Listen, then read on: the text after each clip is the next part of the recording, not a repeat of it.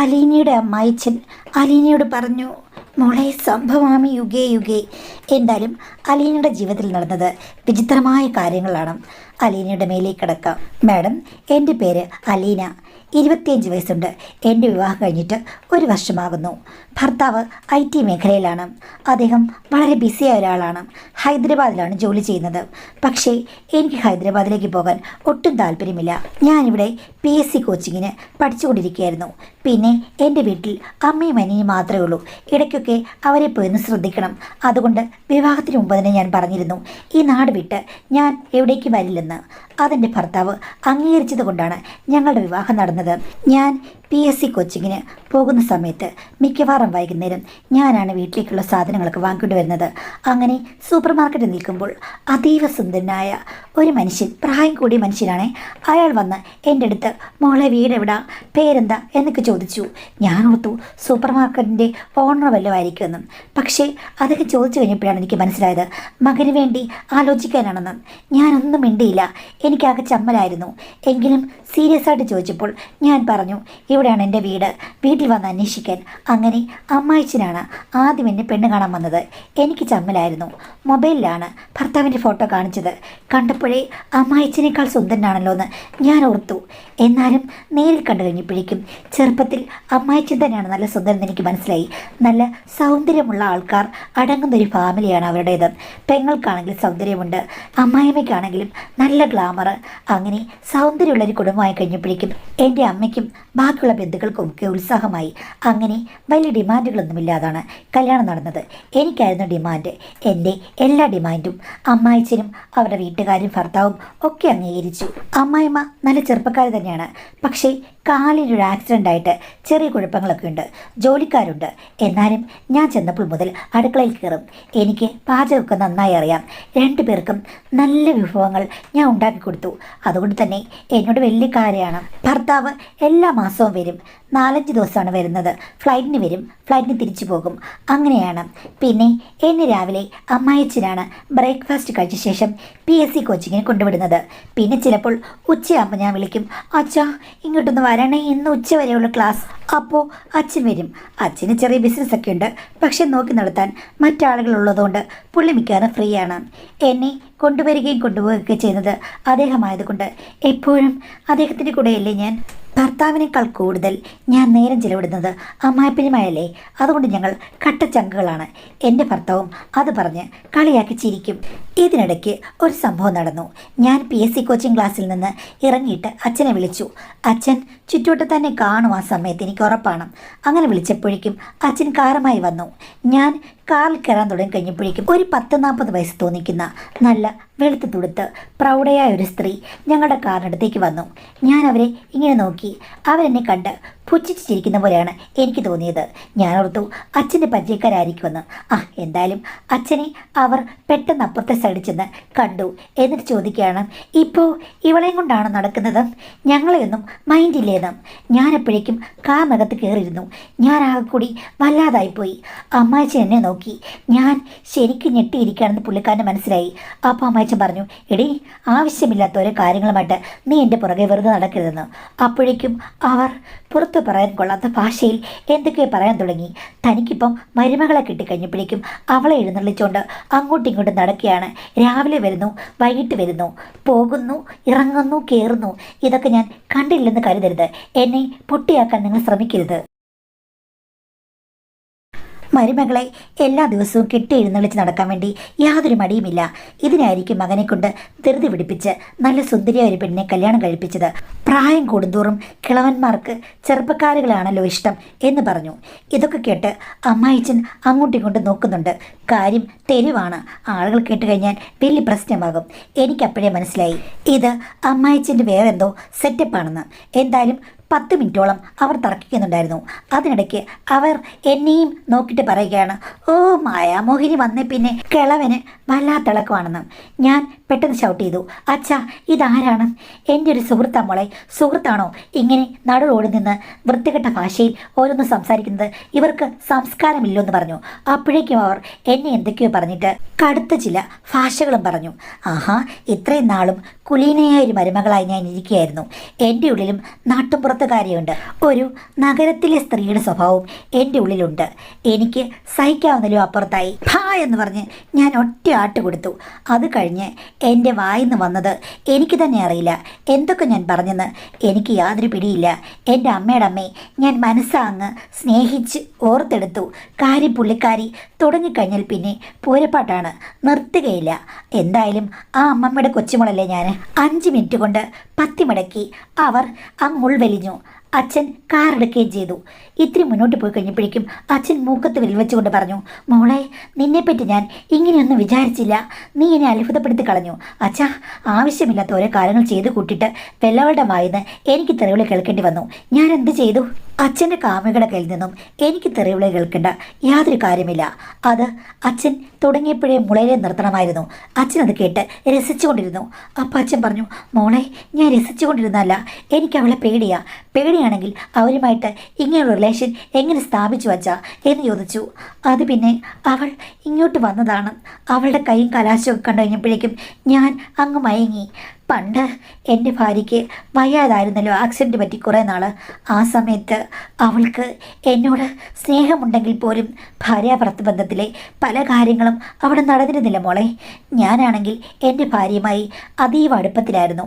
അന്നേരമാണ് ഇതൊക്കെ സംഭവിച്ചത്. അപ്പോൾ എല്ലാം അങ്ങ് പെട്ടെന്ന് സ്റ്റോപ്പായി. കുറേ നാളൊക്കെ ഞാൻ പിടിച്ചു നിന്നു. അത് കഴിഞ്ഞ് പിന്നെ എനിക്കത് പറ്റിയില്ല.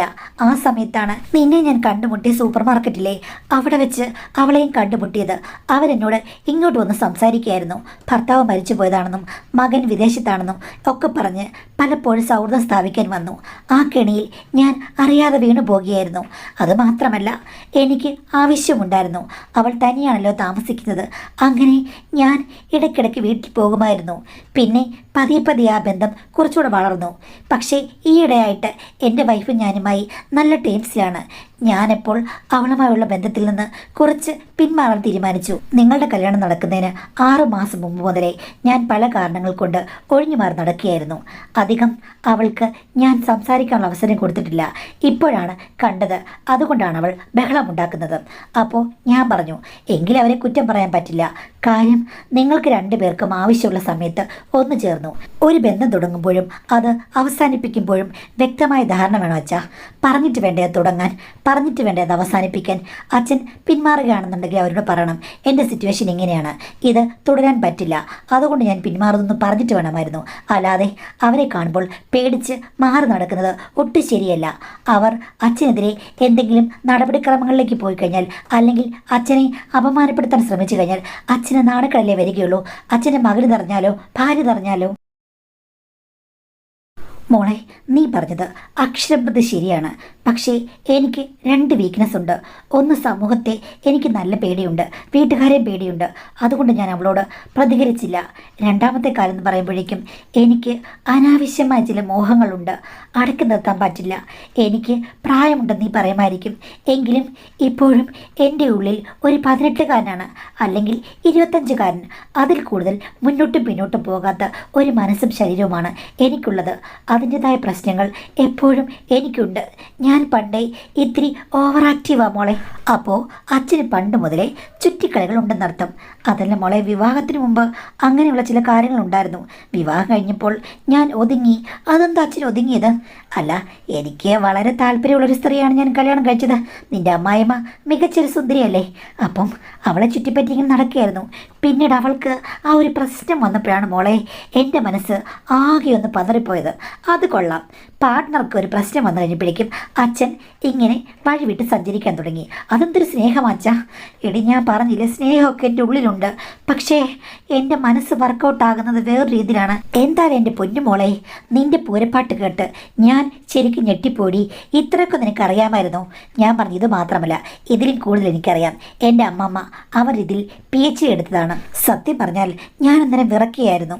നീ എന്ത് കരുതും, എങ്ങനെ നേരിടുമെന്നോർത്ത്. പക്ഷേ എനിക്ക് നേരിടാൻ കഴിവില്ലെങ്കിലും എൻ്റെ മരുമോള് അവിടെ ജയിച്ച് കാണിച്ചു. നീ മിടുക്കിയാണ്. അച്ഛൻ ചുമ്മാ എന്നെ പുകഴ്ത്തേണ്ട കാര്യമില്ല. ഇതൊക്കെ കാണുമ്പോൾ എനിക്ക് നല്ല പേടി തോന്നുന്നു. എന്താ നിനക്ക് പേടി? നിനക്ക് അവളെ പേടിയാണോ? എനിക്ക് അവരെ പേടിയൊന്നുമില്ല. അതല്ല പേടി, അച്ഛൻ്റെ അല്ലേ മോന് ഹൈദരാബാദിൽ, അതും IT ഫീൽഡ്. കാണാൻ സുന്ദരൻ, ഇതേപോലെയൊക്കെയുള്ള സ്വഭാവങ്ങൾ കൊണ്ട് അവസാനം ഞാൻ കരയേണ്ടി വരുമോ? അതാണ് എൻ്റെ ഭയം. അപ്പോൾ അമ്മായിച്ചൻ എൻ്റെ തോളിൽ തട്ടി സ്വാന്തനിപ്പിച്ചു. മോളെ, അങ്ങനെയൊന്നും ഉണ്ടാകില്ല. അവൻ എന്നെപ്പോലെയല്ല, അവൻ്റെ അമ്മയെപ്പോലെയാണ്. പാവം, അതൊന്നും പറയാൻ പറ്റില്ല. അച്ഛൻ്റെയും അമ്മയുടെയും സ്വഭാവം ഒരുമിച്ച് മകൻ ഉണ്ടാകാമല്ലോ, അതൊക്കെ ഉണ്ടാകാം. പക്ഷേ എൻ്റെ മോൻ അങ്ങനെയില്ല. അതിന് കാരണം ഞാൻ അവനെ നന്നായി ശ്രദ്ധിച്ചിട്ടുണ്ട്. സൗന്ദര്യമുള്ളത് കൊണ്ട് പല പെണ്ണുങ്ങളും അവൻ്റെ പുറകെ നടന്നിട്ടുണ്ട്. പക്ഷേ അവനൊരു അനങ്ങാപ്പാറയാണ്. പണ്ട് മുതലേ കല്യാണം കഴിക്കാൻ ഞങ്ങൾ ഒത്തിരി നിർബന്ധിച്ചു. പിന്നെ നിന്നെ കണ്ടപ്പോൾ ഇഷ്ടപ്പെട്ടങ്ങ് കല്യാണം കഴിച്ചു. ഇത് ഞാൻ ചോദിക്കാത്തൊരു ചോദ്യമാണ്. ചോദിക്കരുതെന്ന് ഞാൻ വിചാരിച്ചാണ്.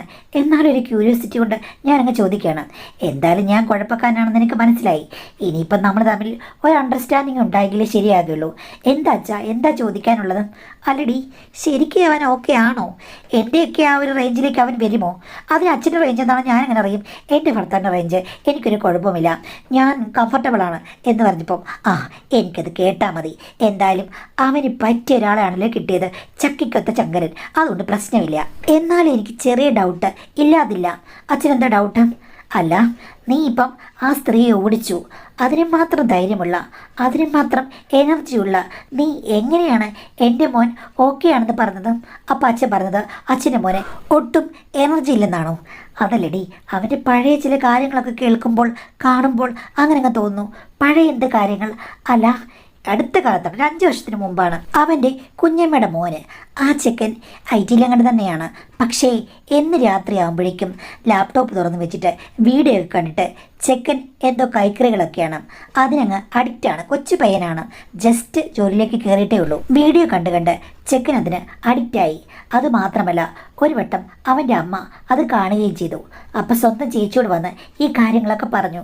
അപ്പോൾ എൻ്റെ ഭാര്യ സ്വന്തം മോനെ അവനെ നന്നാക്കാൻ വേണ്ടിയിട്ട് പറഞ്ഞയച്ചു. അപ്പോൾ നിൻ്റെ ഭർത്താവ് പോയി പറഞ്ഞെന്താണെന്നറിയാമോ? ഇങ്ങനെയൊന്നും കാണിക്കരുത്, ഇതൊക്കെ പാപമാണ്. ജീവിതത്തിൽ ഒരിക്കൽ പോലും അവൻ അങ്ങനെയൊന്നും കാണിച്ചിട്ടില്ല, അവനെ കണ്ടു പഠിക്കണം എന്നൊക്കെ അനീന് ഉപദേശം കൊടുത്ത് അവനെയും കൊണ്ട് അങ്ങ് ഹൈദരാബാദിൽ പോയി. പിന്നീടാണ് ചെക്കനെ നന്നാക്കിയെടുത്തത്. കുറേ കാലം അവൻ്റെ കൂടെ ആയിരുന്നു. ഇപ്പം അവന് കുഴപ്പമൊന്നുമില്ല. പക്ഷേ അന്ന് അങ്ങനെയൊക്കെ പറഞ്ഞ് അവൻ എങ്ങനെയാണ് മോളെ ഈ പറഞ്ഞതുപോലെ നീ പറഞ്ഞ് ഊർജത്തിലേക്ക് വരിക? ഞാൻ പറഞ്ഞെനിക്കറിയില്ല. അങ്ങനെ ചിലപ്പോൾ കൈക്കറികൾ ഇഷ്ടമില്ലാത്ത ഒരാളായിരിക്കാം. അതുകൊണ്ട് ഇതിന് കുഴപ്പമുണ്ടോ അച്ഛാ? ഭാര്യയുടെ അടുത്ത് വളരെ നോർമലാണ്, എനിക്കതിന് പ്രശ്നമില്ല. അച്ഛൻ പറയുന്ന എനർജി എന്താണെന്ന് എനിക്കറിയില്ല. പക്ഷേ എനിക്കൊരു കാര്യം മനസ്സിലായി. എന്താ നിനക്ക് മനസ്സിലായത്? ഈ പറഞ്ഞ കഥയിൽ 3 ആണുങ്ങളുണ്ട്. ഒന്ന് എൻ്റെ ഭർത്താവ്, പിന്നെ ഭർത്താവിൻ്റെ കുഞ്ഞമ്മയുടെ മോന്, പിന്നെ അച്ഛൻ. നീ എന്താ പറഞ്ഞു വരുന്നത്? ഇതിൽ ഏറ്റവും വശവൻ അച്ഛനാണ്. അച്ഛനാണ് പണ്ടേ വഴിതെറ്റിപ്പോയിരിക്കുന്നത്. എൻ്റെ ഭർത്താവിനും കുഴപ്പമില്ല, ഭർത്താവിൻ്റെ അനിയനും കുഴപ്പമില്ല. അച്ഛനാണ് മഹാകുഴപ്പക്കാരൻ. ഇപ്പം ഞാൻ ഒരു സ്ത്രീയെ കണ്ടു, അതും എന്നെക്കൊണ്ട് പറപ്പിക്കരുത്. അത് കഴിഞ്ഞപ്പോഴേക്കും ഇപ്പം അച്ഛൻ ഒരാളെ ഉള്ളെന്ന് പറയുന്നു. എനിക്ക് നല്ല സംശയമുണ്ട്, ഇതുപോലെ പല സ്ഥലത്ത് വെച്ചും പലരും പ്രത്യക്ഷപ്പെടുമെന്നാണ് എനിക്ക് തോന്നുന്നത്. ആ സമയത്ത് ഓടിക്കാൻ ഞാൻ കാണില്ല. അച്ഛനിരുന്ന് വിറക്കേണ്ടി വരും, തന്നെ മാനേജ് ചെയ്യണം. ഇങ്ങനെ പോയി കഴിഞ്ഞാൽ അച്ഛൻ്റെ ലീലാവിലാസങ്ങൾ മിക്കവാറും അമ്മയും മകനും അറിയും. ആ സമയത്ത് ഞാൻ സപ്പോർട്ട് ചെയ്യില്ല. ഒന്നും അറിയില്ലെന്ന് വേണമെങ്കിൽ ഭാവിക്കാം, അത്ര മാത്രമേ ഉള്ളൂ, അല്ലാതെ ഒന്നുമില്ല.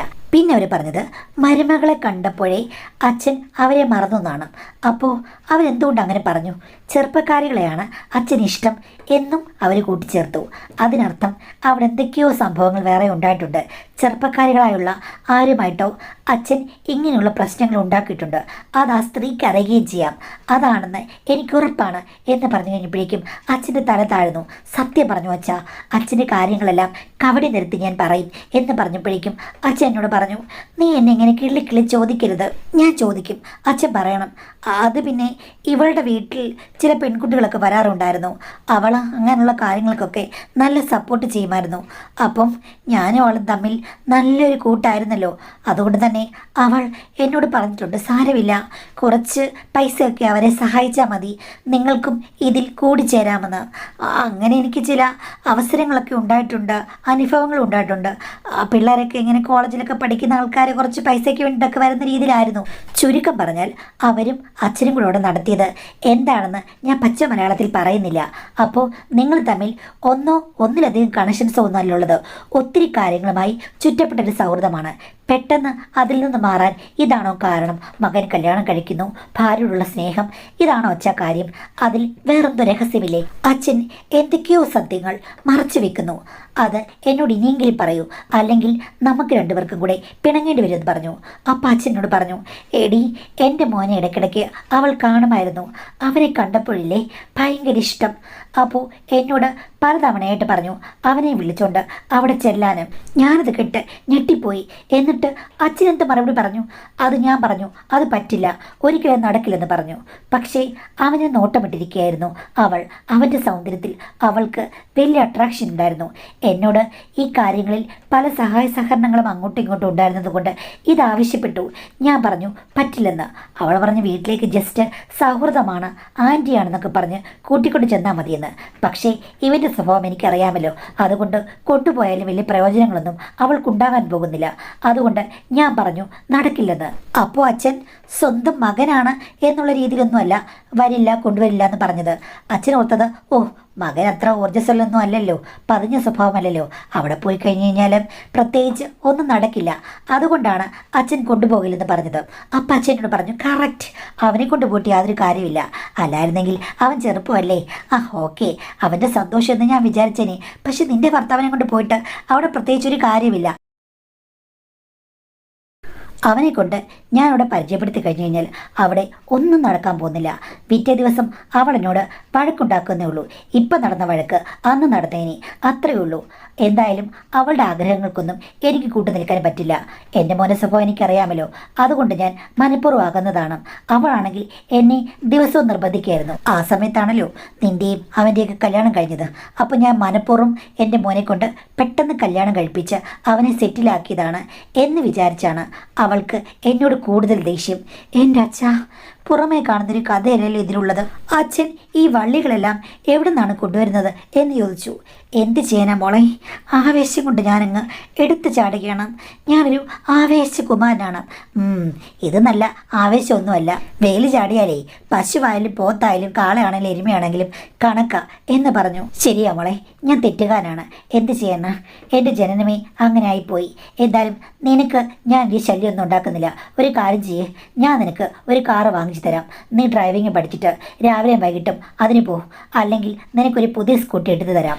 അയ്യോ വേണ്ടായേ, അച്ഛൻ്റെ മഹാമനസ്സിന് നന്ദി. പക്ഷേ തരികിടകൾ കുറച്ച് കുറയ്ക്കച്ച, അതാണ് ഈ പ്രായത്തിൽ നല്ലത് എന്ന് പറഞ്ഞപ്പം അച്ഛൻ ഞാൻ നുള്ളി. നിന്നോടൊന്നും പറഞ്ഞിട്ട് ഒരു കാര്യമില്ല. ഞാനൊക്കെ സൂപ്പർ എക്സ്പ്രസ് പോലെ കുതിച്ചു പായെന്നാണ്. നിനക്ക് ഓർഡിനറിയാണ് ഇഷ്ടം, അതിന് ഞാൻ എന്ത് വേണം? ഓർഡിനറി ആണെന്ന് ആര് പറഞ്ഞു? എക്സ്ട്രാ ഓർഡിനറി ആണെങ്കിലോ?